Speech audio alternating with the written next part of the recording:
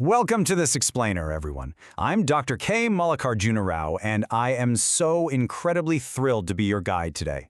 We're going to dive right into something absolutely fascinating, the invisible scaffolding that actually empowers rural Indian producers. It's so easy to just picture a simple village transaction, right?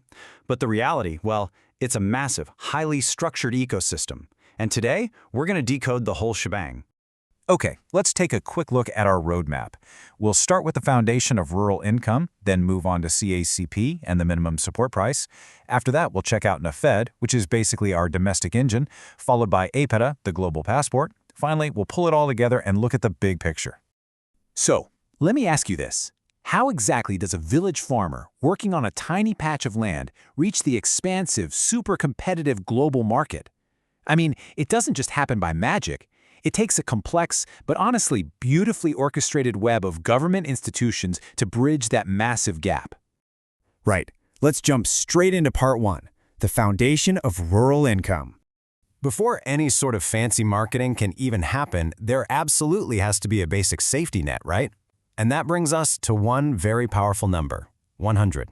This represents MGNREGA, the Mahatma Gandhi National Rural Employment Guarantee Act.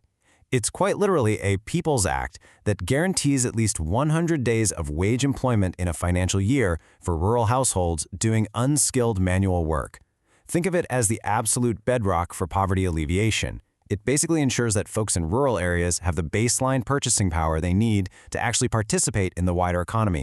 Just to put the sheer scale of this into perspective, for the 2018 to 2019 financial year, the reach was absolutely massive across various states. Take Rajasthan, for example, ranking as the 5th most benefited state in providing this vital employment. So this isn't just some policy on paper. It's a colossal economic driver pumping real purchasing power directly into rural households. Okay, moving on to part two, CACP and minimum support price. Now, once our rural citizens have that basic foundation, how on earth do we protect them from wild market volatility? Well, we use the minimum support price, or MSP. You can really think of MSP like a sturdy, protective roof against unpredictable market weather. Because let's face it, agricultural markets can be crazy unstable. A massive bumper crop can ironically crash prices, right? Hurting the very farmers who worked so hard to grow it. So MSP acts as a government-fixed, stable price environment. It motivates cultivators to use modern tech, optimizes resources, and most importantly, protects them from taking a massive financial hit. But how exactly do they build this protective roof? That's where the Commission for Agricultural Costs and Prices, the CACP, steps in. They crunch the numbers, doing really rigorous calculations to make sure it's fair for both the farmer and the broader economy. When figuring out the MSP, they look at the whole picture, the true cost of production like labor and machinery, any spikes in input prices like seeds or fertilizers, general market trends, and of course the overall macroeconomic supply and demand. It is a highly analytical, data-driven approach to economic protection. And if you're wondering how big this safety net actually is, the CACP currently recommends MSPs for 23 specific commodities. 23!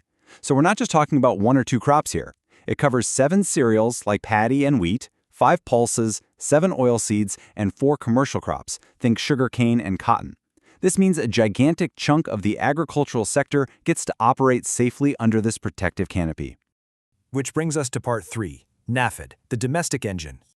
If MSP is our protective roof, then NAFED is the heavy-duty transport truck moving the produce safely all across the country. NAFED, that's the National Agricultural Cooperative Marketing Federation of India, kicked off way back on the 2nd of October 1958, right on Gandhi Jayanti. Its main job? Promoting cooperative marketing to directly benefit farmers. And the really cool part is that the farmers themselves are the main members. They have a massive direct say in the general body.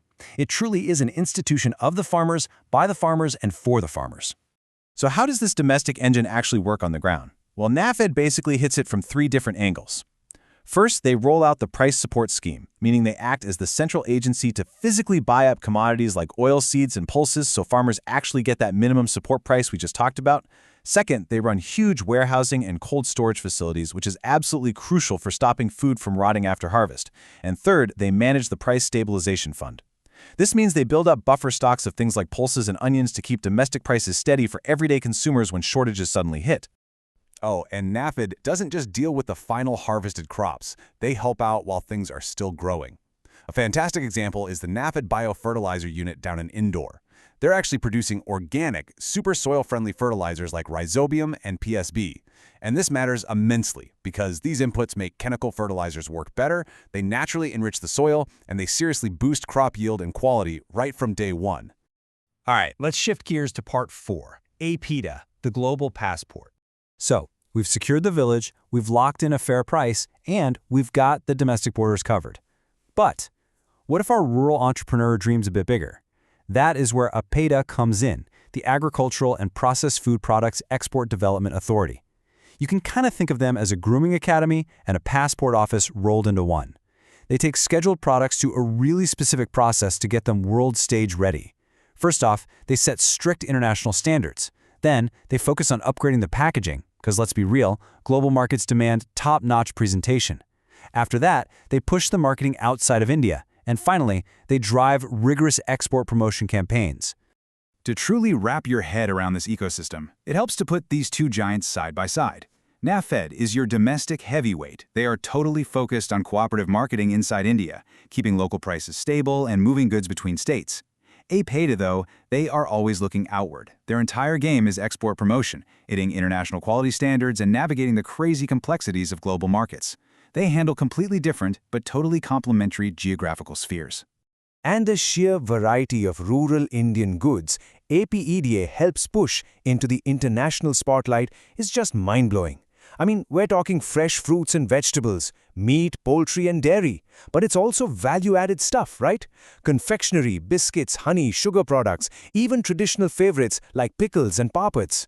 APEDA literally ensures that the rich culinary heritage of rural India gets a seat at dining tables all over the globe. And finally, Section 5, the big picture. We have definitely covered a lot of ground today navigating this whole intricate web of support. So let's tie it all together. The real aha moment here is seeing this as one beautiful interlocking journey. It's a continuous chain where the government acts as a catalyst for growth. Step 1, MGNREGA steps in to give the rural household a baseline income. Step 2, when they farm, the CACP swoops in to guarantee a fair, protective price. Step 3, NAFED takes that produce and smoothly moves it across the domestic market. And finally, Step 4, for the producers ready to go global, APEDA polishes up the product and ships it worldwide. It really is an incredible end-to-end ecosystem. Which leaves us with a pretty inspiring thought.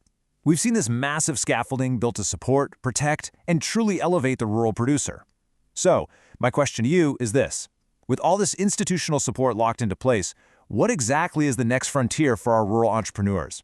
How are new technologies and fresh innovations going to build on top of this foundation? I really encourage you to keep exploring the massive untapped potential of India's rural economy. Thanks so much for joining me on this explainer today, and as always, keep learning.